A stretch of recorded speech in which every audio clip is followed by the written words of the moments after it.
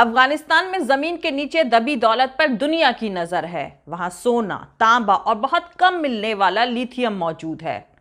Soviet और अमेरिकी scientist का दावा है कि अफगानिस्तान की पहाड़ियों और घाटियों में तांबा, बॉक्साइट, आयरन ओर के साथ साथ बड़ी तादाद में सोना और मार्बल जैसी कई कीमती मिनरल्स मौजूद हैं। लेकिन अभी तक अफगानिस्तान इनकी खुदाई करके इन्हें बेच नहीं पाया है। वजह है दशकों से चल रही जंग और इनस्टेबिलिटी। लेकिन जानकारों का मानना है कि अब मुल्क का माहौल ठीक हो रहा है और कहा जा रहा है कि इनसे होने वाली कमाई से अफगानिस्तान की किस्मत और वहां रह रहे लोगों की जिंदगियों में काफी बड़ा बदलाव आ सकता है। लेकिन क्या अफगानिस्तान में मौजूद नेचुरल रिसोर्सेज, ह्यूमन रिसोर्सेज और ज्योग्राफिकल सिचुएशन का फायदा तालिबान उठा पाएगा? भारत, ब्रिटेन, कनाडा और चाइना के इन्वेस्टर्स ने वहां कई एग्रीमेंट्स पर दस्तखत किए हैं, लेकिन किसी ने भी माइनिंग यानी खनन शुरू नहीं किया। इस बात की इंफॉर्मेशन लंबे वक्त से मौजूद है कि माइनिंग करने के लिए सूटेबल यानी माकूल जगह कौन सी हैं। 1960 के दशक में यह इंफॉर्मेशन सोवियत यूनियन के जियोलॉजिस्ट यानी भूवैज्ञानिकों ने जमा करी थी। लेकिन इसके बाद की आधी सदी में कभी अफगान सोवियत की सेना से लड़ते रहे तो कभी खुद से, और उसके बाद अमेरिका और उसके एलाइज ने दखल दे दिया। मैप और फाइलों पर धूल जमा होती रही, न खनन शुरू हो सका, न ही फैक्ट्रियां बन सकी। तांबे, सोने और लोहे को जमीन से नहीं निकाला जा सका, तो वहां की पहाड़ियों को लाल और हरे रंग से पेंट कर दिया गया है।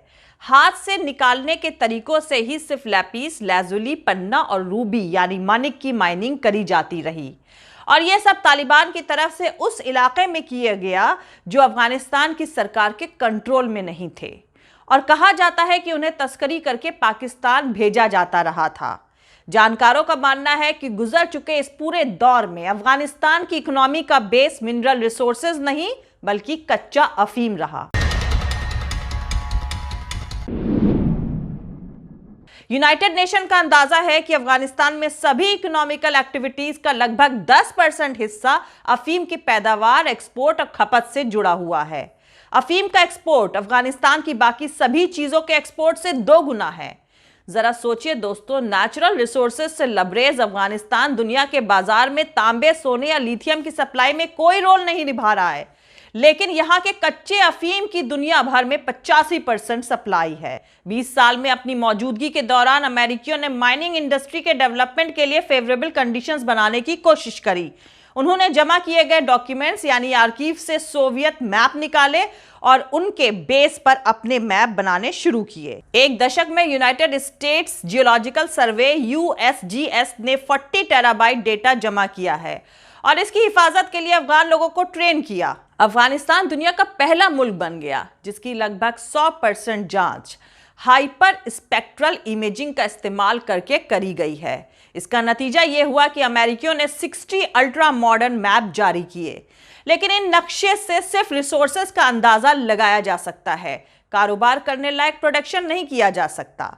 एक अंदाजे के मुताबिक लिथियम और दूसरे रेयर मेटल्स का अफगानिस्तान में $3 ट्रिलियन का भंडार है, लेकिन इनकी माइनिंग के लिए पैसा, टेक्नोलॉजी और बेसिक इंफ्रास्ट्रक्चर की जरूरत है जो अफगानिस्तान के पास नहीं है। तो दोस्तों, आपको बता दूं कि साल 2010 में एक टॉप की अमेरिकी जर्नल ने न्यूयॉर्क टाइम्स को बताया था कि अफगानिस्तान की मिनरल वेल्थ अनप्रेसिडेंटेड यानी अभूतपूर्व है, लेकिन उसके साथ ही कई इफ्स एंड बट्स भी हैं।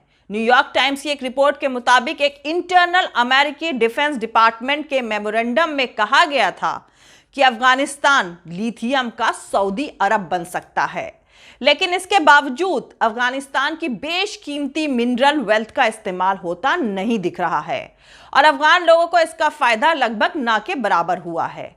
2 दशक से लंबे अरसे तक अमेरिका और दूसरे कई मुल्कों की फौजों ने अफगानिस्तान में डेरा डाले रखा था। आंकड़े बताते हैं कि साल 2001 में अमेरिका के अफगानिस्तान में दाखिल होने के बाद से अफगानिस्तान की इकोनॉमी यानी अर्थव्यवस्था में ग्रोथ हुई है। वैसे अफगानिस्तान के ये आंकड़े पूरी तरह यकीन करने लायक नहीं हैं, लेकिन वर्ल्ड बैंक के मुताबिक साल 2003 से बीते 10 सालों में एवरेज ईयरली ग्रोथ 9% से ज्यादा रही है। उसके बाद साल 2015-2020 के बीच 2.5% की औसत दर से धीमी हो गई, जो कि फाइनेंशियल मदद में आई कमी की वजह से हो सकती है। अफगानिस्तान में नेचुरल रिसोर्सेज की कमी नहीं है। अगर बेहतर सिक्योरिटी हो और करप्शन ना हो तो इंटरनेशनल बिजनेस के लिए बेहद अट्रैक्टिव साबित होगा। तांबा, कोबाल्ट, कोयला और आयरन ओर समेत कई तरह के मिनरल्स काफी क्वांटिटी में यहां मौजूद हैं। इसके अलावा तेल, गैस और कीमती पत्थर भी यहां बेहद ज्यादा तादाद में हैं। लेकिन इनमें सबसे खास है लिथियम। ये एक ऐसा मेटल है जिसका इस्तेमाल मोबाइल डिवाइसेस और इलेक्ट्रिक कारों की बैटरी के लिए किया जाता है। आने वाले वक्त में जीरो कार्बन आउटपुट को एनकरेज करने के लिए जिस डायरेक्शन में मोटर इंडस्ट्री जा रही है, उसमें लिथियम बेहद यूजफुल साबित होगा। जानकारों का मानना है कि अमेरिका की मौजूदगी के दौरान मुल्क में दौलत आने लगी थी। अफगानिस्तान को कई मुल्कों से फाइनेंशियल मदद मिल रही थी, लेकिन ज्यादातर पैसे सड़क, बिजली, खेती और ह्यूमन रिसोर्सेज के डेवलपमेंट के लिए मिले थे। वर्ल्ड बैंक ने भी हेल्थ, एजुकेशन और सोसाइटी में बराबरी बढ़ाने के लिए $5 बिलियन की रकम दी थी। तब अफगान ऑफिसर्स ने माइनिंग सेक्टर में डेवलपमेंट के लिए विदेशों से मदद मांगी थी।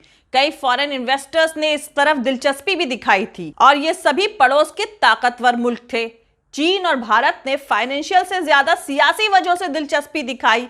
भारत ने $11 बिलियन के इन्वेस्टमेंट का वादा किया था, $3 बिलियन खर्च भी किए, लेकिन तालिबान के आने के बाद अब भारत लगभग वापस जा चुका है। स्टील अथॉरिटी ऑफ इंडिया की अगुवाई में भारत की कई कंपनियां अफगानिस्तान में एक मेटलर्जी प्लांट बनाने वाली थी, लेकिन सिक्योरिटी से जुड़ी दिक्कतें सामने आई और काम आगे नहीं बढ़ सका। अब सरकार बदल गई है और तालिबान से किसी समझौते की उम्मीद कम ही दिखाई पड़ रही है। चीन और तालिबान के रिश्ते बेहतर हैं। साल 2008 में चीन की सरकारी कंपनी को काबुल के करीब मेस एनक इलाके में दुनिया का सबसे बड़ा कॉपर डिपॉजिट बनाने के लिए मदद मिली। यूनेस्को की हिस्टोरिकल हेरिटेज की लिस्ट में शामिल इस बौद्ध मेमोरियल के नीचे एक अंदाजे के मुताबिक 11 टन तांबा मौजूद है, लेकिन 12 साल बीत जाने के बाद भी मेमोरियल अपनी जगह है और तांबा जमीन के नीचे। साल 2016 में तालिबान ने ऐलान किया कि वो फ्यूचर के खादानों को अपने कंट्रोल में ले रहा है। काबुल में मौजूद अमेरिकी ऑफिसर्स ने इसको शार्पली क्रिटिसाइज किया और 2 साल पहले तालिबान ने अंडर डेवलप्ड खदान पर हमला किया, जिसमें चीन की तरफ से काम पर रखे गए 8 अफगान मजदूरों की मौत हो गई थी। लेकिन फिर भी जानकारों को ऐसा लगता है कि वेस्टर्न कंट्रीज के मुकाबले तालिबान के साथ चीन के रिश्ते बेहतर हैं। ऐसे में अगर वो सत्ता में बने रहते हैं तो इसका चीन को फायदा हो सकता है। ज्यादातर जानकारों को ऐसी उम्मीद है कि चीन इसमें दिलचस्पी लेगा और इसके साथ ही एक अहम बात यह भी है कि दोनों मुल्कों के बीच एक छोटी सही लेकिन इंटरनेशनल सरहद शेयर होती है। मगर फिर भी चीन की कोई भी एजेंसी हो, ऑफिसर हो या कारोबारी हो, अफगानिस्तान में सिक्योरिटी और सक्सेस की गारंटी को लेकर डबल श्योर जरूर होना चाहेगा। जय हिंद, सत्यमेव जयते, अल्लाह हाफिज। दोस्तों, हमारा पूरा वीडियो, दूसरे और वीडियोस देखने के लिए हमारा YouTube channel political Tamasha with doctor Arshi को सब्सक्राइब करके वहां पे लगी बेल आइकॉन को जरूर दबा दें ताकि आपको हमारे आने वाले हर वीडियो की अपडेट्स मिलती रहे। और दोस्तों, अगर आपको हमारा काम पसंद आता है, हमारे वीडियोस पसंद आते हैं तो www.patreon.com/dr अर्शी खान पर जाकर डोनेट करके आप हमारे काम को सपोर्ट कर सकते हैं। दोस्तों, अगर आपको हमारा वीडियो पसंद आता है तो लाइक और शेयर करना हरगिज नहीं भूलें। आप हमें फॉलो भी कर सकते हैं हमारे ट्विटर, इंस्टाग्राम और फेसबुक पेज पर। मेरा ट्विटर हैंडल है @arshi_aziz khan। थैंक यू, मिलते हैं अगले वीडियो में।